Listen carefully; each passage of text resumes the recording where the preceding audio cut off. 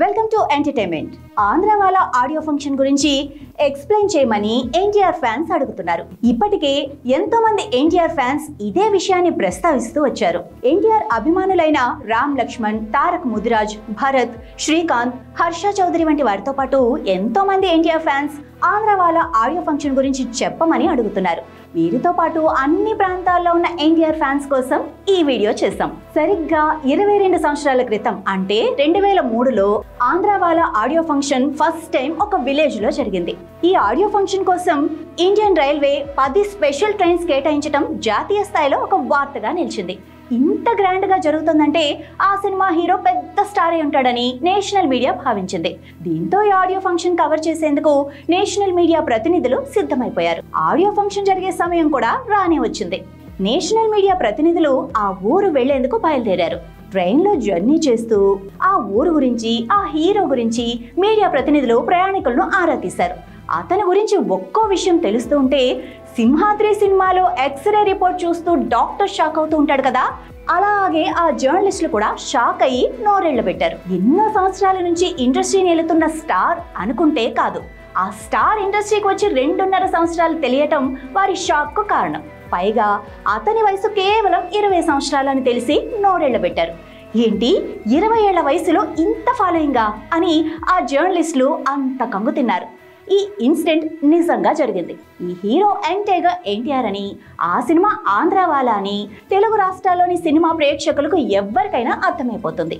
ఎందుకంటే ఎన్టీఆర్ కు అంత క్రేజ్. మరి 2001లో ఎన్టీఆర్ సినిమా రంగప్రవేశం చేసిన మొదట్లో తనకు ఎంత బ్యాక్గ్రౌండ్ ఉన్నా సపోర్ట్ అయితే అస్సలు లేదు. Student number 1 cinema super hit తో కాస్త వెలుగులోకి వచ్చిన ఎన్టీఆర్ ఆది సినిమాతో ఏకంగా నెంబర్ 1 రేస్లోకి ఎంటర్ అయిపోయారు.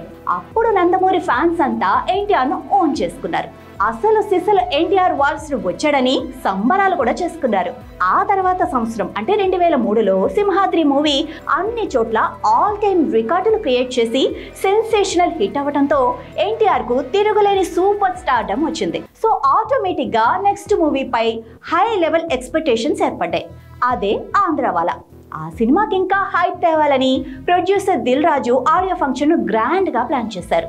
ఎన్టీఆర్ గారి స్వగ్రామం నిమ్మకూరులో ఈ ఫంక్షన్ చేయాలని భావించారు.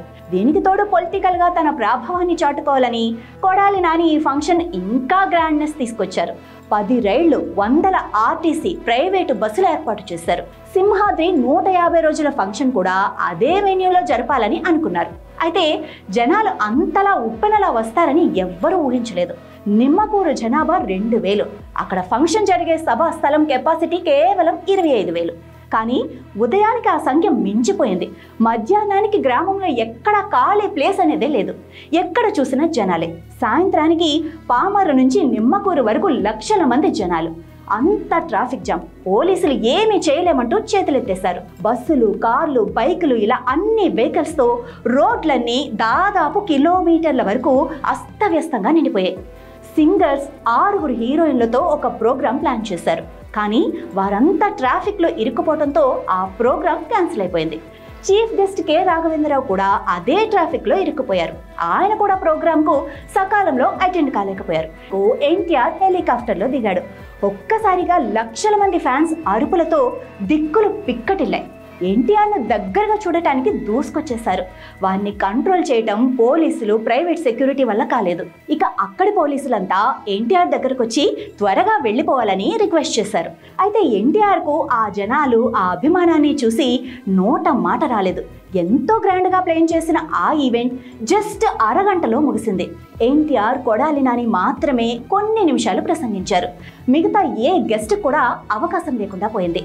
8 గంటలకు గుడివాడ రిటర్న్ అయిన ఎన్టీఆర్ 11 గంటలకు చేరుకున్నాడంటే ఆ జన సముద్రం ఎంతలా ఉప్పొంగిందో అర్థం చేసుకోవచ్చు. సుమారు 10 లక్షల మంది వరకు వచ్చి ఉంటారని ఒక అంచనా. మీడియా ప్రతినిధులు ఒక సినిమా ఈవెంట్కు వెళ్ళి దాన్ని కవర్ చేయకుండా వెనక్కి తిరిగి రావటం అనేది చరిత్రలో బహుశా అదే ఫస్ట్ టైం కావచ్చు. ట్రైన్లో ఎన్టీఆర్ గురించి తెలుసుకున్న నేషనల్ మీడియా ప్రతినిధులకు లైవ్లో అతని క్రేజ్ చూసి మైండ్ బ్లాక్ అయింది. ఒక సినిమా ఆడియో ఫంక్షన్కు అప్పటిదాకా ఇన్ని లక్షల మంది జనాభా వచ్చిన దాఖలాలైతే ఎక్కడా లేవు. ఇక ముందు అలా జరిగే ఆనవాళ్లు కూడా లేవు. 20 ఏళ్ల వయసులో అంతటి స్టార్డమ్ అనుభవించిన ఎన్టీఆర్ లాంటి హీరో అంతకు ముందు మన దేశంలోనే లేడు, ఇక ముందు రాడు కూడా. ఓకే వ్యూవర్స్, వీడియో నచ్చిందా? లైక్ చేయండి, షేర్ చేయండి. ఆంధ్రవాలా ఫంక్షన్ కు సంబంధించి మీ ఎక్స్పీరియన్స్ ఏవైనా ఉంటే కామెంట్ సెక్షన్ లో మాకు తెలియజేయండి.